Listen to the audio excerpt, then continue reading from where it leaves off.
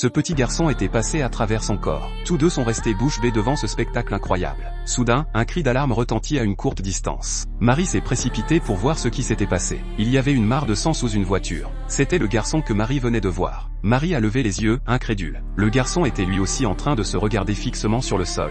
Derrière le garçon, il y avait une ombre noire et floue. Marie est aveugle depuis l'enfance. Heureusement, elle a pu trouver un donneur pour ses cornets. L'opération de Marie a été un succès. Ses yeux étaient encore un peu flous une fois la gaze enlevée. Mais c'est suffisant pour que Marie soit enthousiaste. Demain, Marie sortira de l'hôpital. Lorsque Marie s'est réveillée pour boire de l'eau, elle a vu la vieille femme dans le lit voisin. Mais elle était accompagnée d'un grand homme noir.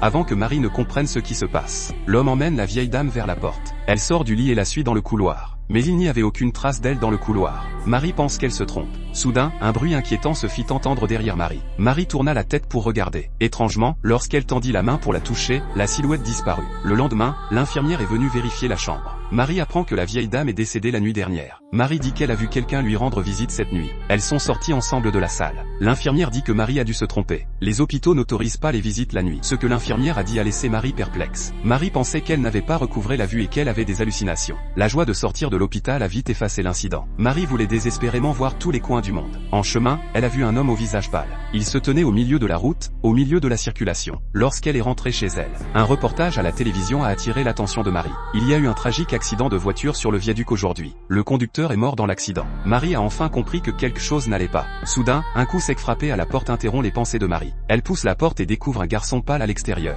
Le garçon demanda à Marie d'un ton sinistre si elle avait vu son bulletin de notes. Confuse, Marie tourna la tête pour demander à sa grand-mère. Lorsqu'elle s'est retournée, le garçon était introuvable. Marie s'empresse de fouiller le quartier. Elle aperçoit 2 lanternes blanches suspendues devant la maison de son voisin. Marie, qui vient de recouvrer la vue, ne sait pas du tout à quoi elles servent. Elle s'est approchée lentement et a tendu la main pour les toucher. Et puis, il y a eu un coup de vent soudain et violent. Un bruit de mastication glaciale s'est fait entendre sous ses pieds. Le garçon a dit qu'il avait faim. Marie s'est lentement agenouillée devant le garçon. Les voisins sont soudain sortis de la maison. Marie a essayé de raconter ce qu'elle avait vu sur le pas de la porte du voisin. Mais elle baissa les yeux et se rendit compte que le garçon avait à nouveau disparu. Marie était stupéfaite par les événements effrayants qui se succédaient. À ce moment-là, Marie n'avait pas encore réalisé que ses yeux pouvaient voir les fantômes.